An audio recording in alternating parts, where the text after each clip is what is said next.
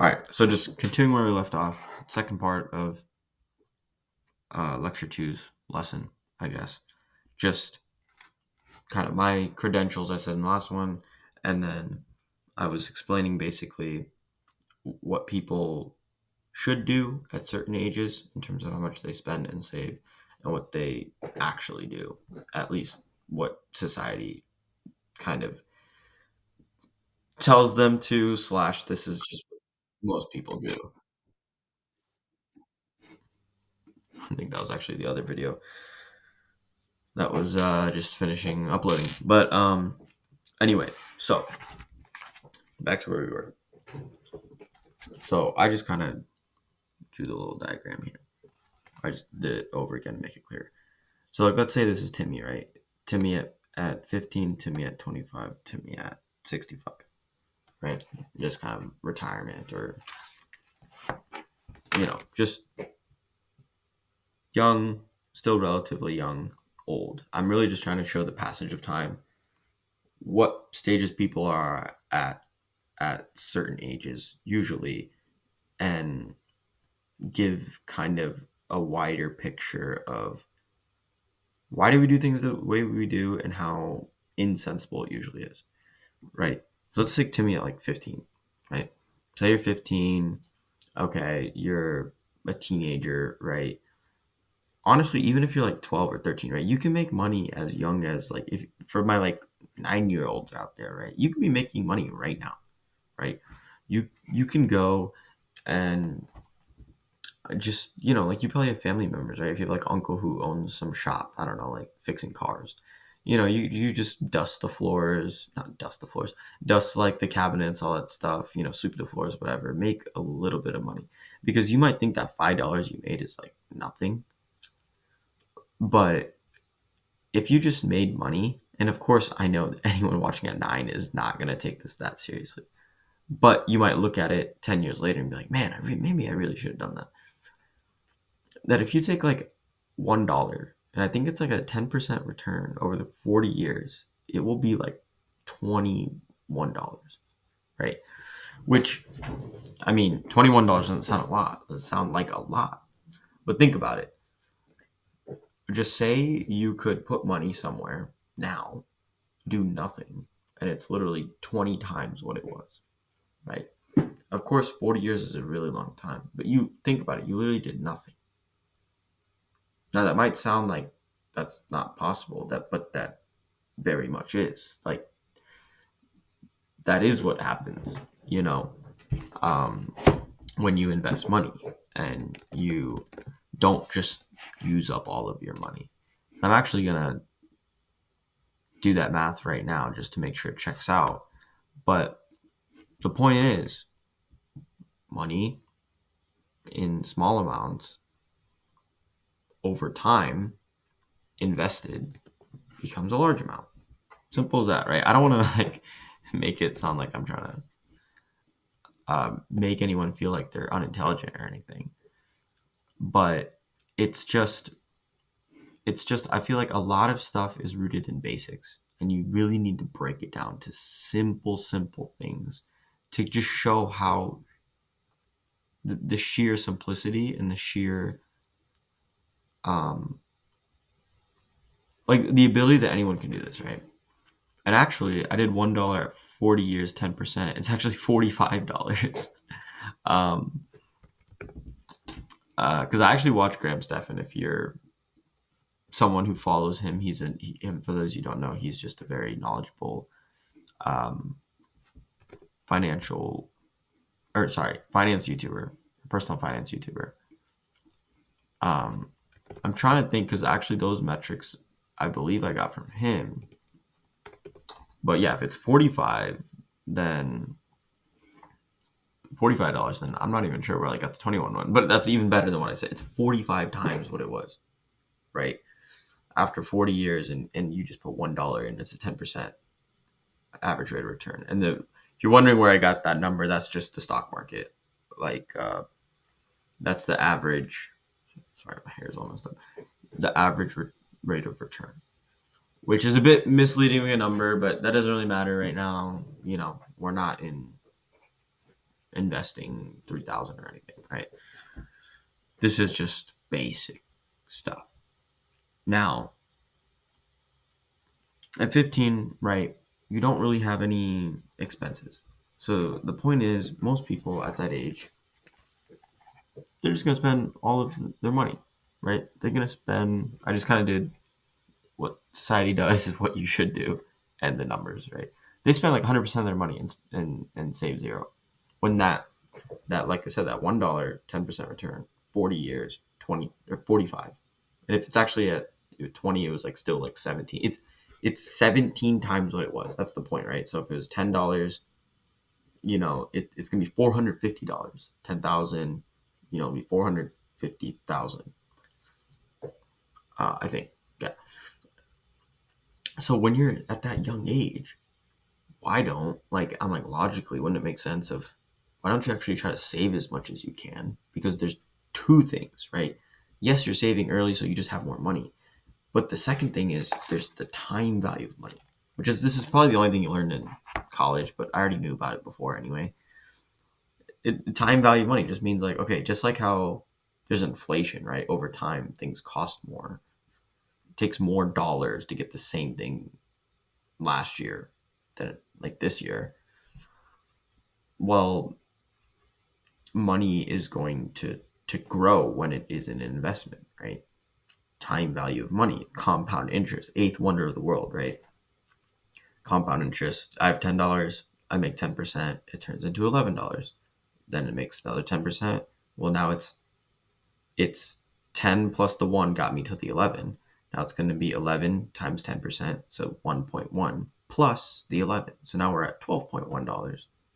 And it just keeps on going up and up and up, right? Time value of money. Now that so you have two things in your favor there. From that simple decision of when I was super young at like 15, 16, I saved like all of my money, where all my friends were spending all of their money. And then even when you go into like high school, college, right? Instead of basically, they'll start telling, oh, you should save some money, you should make these habits, save 10, 20%. It's like, bro, that's weak numbers. It's like max it out. Most people, they'll be like spending still 90% of their money. Maybe they'll save 10%, right? But why not like, okay, maybe you can't do as much as when you were like 15 because your parents were paying for everything.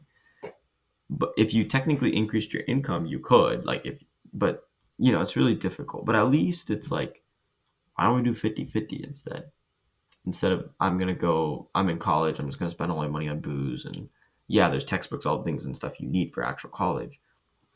But what if you just did half of the going out, half of the going out to eat and whatever, and saved half of it, right? Because yes, you have more expenses than you did maybe when you were living with your parents, because now and this is assuming you have to pay for your stuff. Like now you have to pay for tuition. Now you have to pay for like laundry because college is a scam and makes you pay for everything. But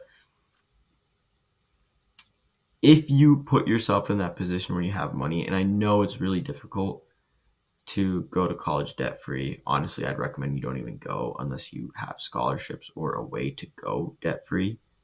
But say you are privileged enough to where you can save money while you're going through school. That's what you should do, right?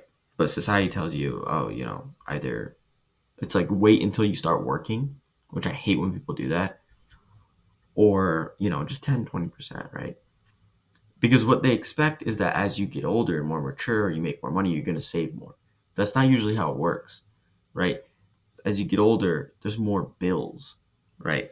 Because now let's say, I didn't draw like 40 or something, but when you're 40, how in the hell are you going to save 75% of money, right? Unless you are making like so much more money. It's more realistic that you're not going to be able to save 75% of your money. That's why you did it when you were 15. But when you're 45, it's like now I have a wife, or a partner, depending on boy, girl, or whatever you're into. You have a spouse, you have kids, and well, now I don't just have rent, food, and textbooks to pay for. Now I got maybe a mortgage, like 2 car payments, maybe 3 if my kids are a little bit older. We have life insurance, we have health insurance, we have subscriptions to pay for, we have food, we have, uh, you know, um, like medicine, like electronics, all that stuff. Well, you made it easier on yourself because when you were 15, 16, you were hustling, you were grinding, you were babysitting, you were mowing lawns, you were doing whatever, saving all that money, and you had time value of money. So it grew because you learned how to invest from AP Finance, you know. And then even while you were in high school, even when you were in college, even when you were, maybe you weren't married and had kids yet, but you were in between that time from working after school, paying off your debt, and then now I'm starting to get a little bit of cash, but I'm still saving that up so that when I'm 45, I'm chilling. But if you don't do any of that, you spend all your money when you're young, you have nothing to show for it when you're older, and it's even more difficult because you have more expenses. Because even if you make a lot of money, even if you save as much as you possibly can when you're 45, the reality is it's so much more expensive when you have a family than when you're by yourself, single. Especially, and it's more expensive when you're single by yourself, paying for yourself, than when you were living with your parents or just a kid, you know. You don't even need that much. And I know that some people, like maybe you're 40 and watching this, or 50, 60. It's never too late though, right? Like, of course, the best time to save or invest was like 10 years ago, right? But the next best time is now, is today, right? Most people are going to learn things later than which they wish they would have learned them, right? And I say this because I'm one of the lucky ones, right? I learned this thing and I just thought about it. I kind of didn't really care what other people were doing. I was more so, I don't want to live this matrix life. And I saw it early on. So this is exactly what I did. I saved 75% of my money when I was in high school, right? And I tried to only spend 25. When there's some random big expense, I'm like, whatever, it's fine. But I was in the position I could do that because I saved so much money. And then in college, I mean, I joined the military and had scholarships, to avoid having debt, right? So I kind of doubled up. I didn't have to join the military. I chose to. So then I didn't. And then my scholarships on top of that made it so, yes, I didn't have any debt, but actually I had extra cash to use. And I could have just spent all of it, right? But no, instead I'm like, I had all this cash. Let me spend half of it and it's going to go to things I actually need, like books. But, of course, I'll treat myself, whatever. Um, I can go out to eat and all that stuff, but that's only because I'm living my lifestyle half of what I could. If I had $1,000 a month to spend, I'm only spending 500. And then, so when I graduated college, I had the money where it's like, okay, I'm gonna get a car, but I don't necessarily have to get a new car and then have car payments every month. I can just pay the car outright. Whereas what normally people do is they do everything that we just said. They spend all their money when they're young. They graduate college. They have $100,000 of debt. You know, maybe not 100,000, but still tens of thousands of dollars of debt. Then they go buy a new car. They get into an apartment that is like takes up 40% of their money because you got to factor in taxes. And then their entire life is just paying off debt and living with very little cushion financially. So they're just constantly in a cycle of work, pay, work, pay, work, pay, work, pay. But if you simply go against the crowd, if you don't do what everyone does, but you do what makes sense, you could be Timmy at 65 and rich. And of course, we want to get Timmy at 65 to actually be rich at 25. That's a whole different ballgame. But you'd rather be rich and old than broke and old, right? That's goal number one. Then you want to be, let's get younger and rich, right? At the end of the day, you want to be content. You want to be happy, right? Money doesn't buy you happiness, but it's definitely better than being broke and unhappy, right? So I just want to share that. Thanks for watching. Stay rich, stay humble. See you in the next one.